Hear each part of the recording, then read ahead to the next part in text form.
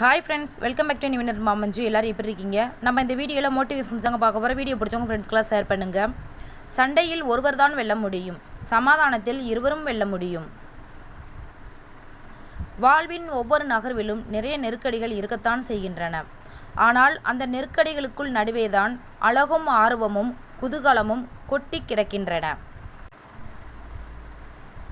தேவையற்ற எண்ணங்களை சுமக்கும் வரை வாழ்வில் நிம்மதி என்பது சாத்தியம் இல்லாததாகவே இருக்கும்.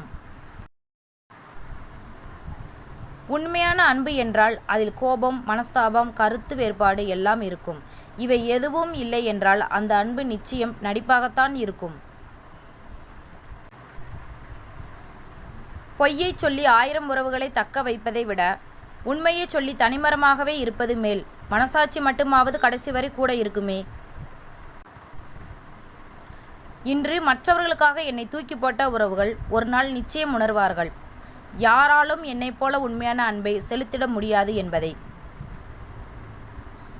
எதுவுமில்லை என்ற வார்த்தையில் எது இருக்கிறதோ இல்லையோ ஏமாற்றம் இருக்கும். நானாக யாரையும் வெறுக்கவும் இல்லை, விலகவும் இல்லை. என்னிடம் பேச விருப்பமில்லாதவர்களிடம் இருந்து தள்ளி இருக்கிறேன். கோபம் கோடி கொடுத்தாலும் கொட்டிய வார்த்தைகளை கோர்த்து அள்ள முடியாது. தேடி அலைந்தாலும் திட்டிய வார்த்தைகளை திருப்பி வாங்க முடியாது.